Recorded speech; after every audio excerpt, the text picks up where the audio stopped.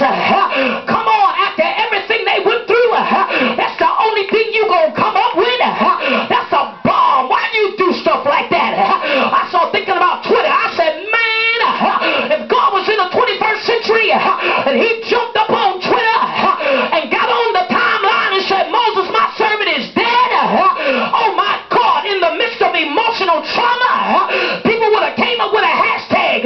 Who does that?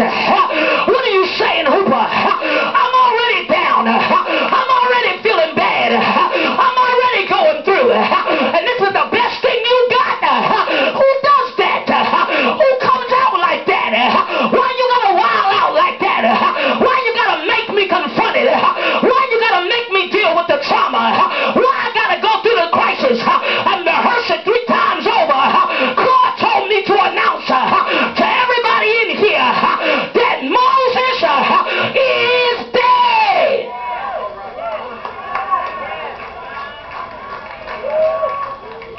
Moses is the loss that you have suffered for 2011. He says, Joshua, tell the people, Moses, my servant, is dead. Get over it.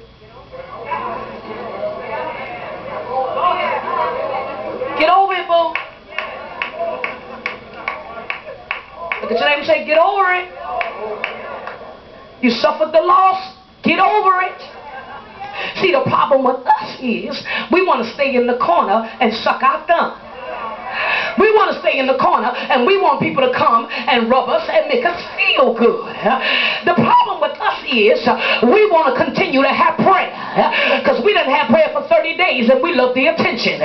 So we want to have prayer for another 30 days. Look at your neighbor and say, bam, wrong answer. Because we're not having no more prayer. We're not letting you come into counseling no more. We're not going to give you the mic to testify. It's over, boo. We ain't going to hear about it no more. I need 5 people to help me right up in here. You ain't going to call me about this no more. You should have got 7 days, but God gave you 30 days. He gave you another 23 days to tell your story. Look at your neighbor and say, it's over, it's over, it's over, it's over. I said, God, that's not nice. I don't want to tell those people that. He said, well, if you don't want to tell them that, then tell them this. I said, what is it you want me to tell them? He said, tell them pack their bags. I said, what you say? He said, tell them I said pack their bags. I said, why should they do that? He said, because it's time to go somewhere. He said, 2011, you cried over the stuff you lost, and you mourned over your treatment, and what people did to you. But God said, for put that mess in the past. Pack your bags, because we getting ready to go somewhere. Pack your bags, because we getting ready to shift into another dimension. I need 3 people to help me to preach it. Look at your name and say, pack your bags. Pack your bags. Pack, pack, pack, pack, pack, pack your bags.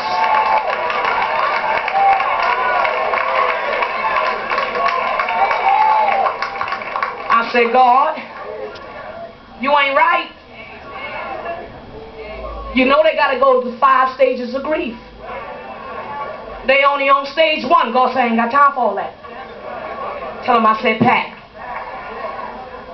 I said, well, at least let them get down to stage number 4. That's the one we like, depression. He said pack. He said they want that sad face. They go to church. You know that sad face. Because they want 100 people to come up to them and say, you all right? You need anything? God said, no more, boo. Pack your bags. Pack, baby, pack. We're not giving you no nice service. We're not coming over to your house. We're not giving you another offering. We're not going to keep giving you a handout. God said, pack your bags. Because we're getting ready to go somewhere. I said, God, this don't make no sense. What are you talking about? He said, Hooper, look at the text. Go back to Moses' daughter. You missing it.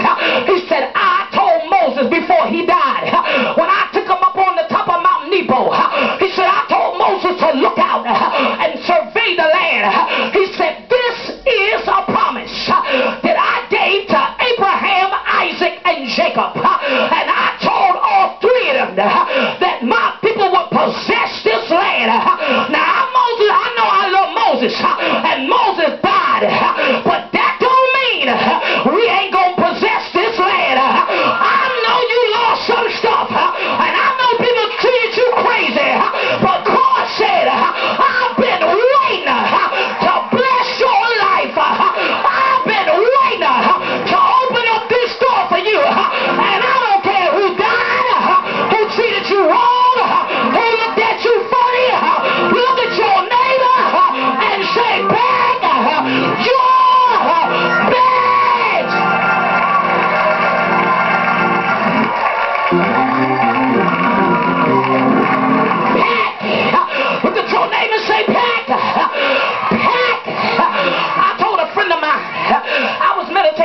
sermon. I said, you know what I realize about this text?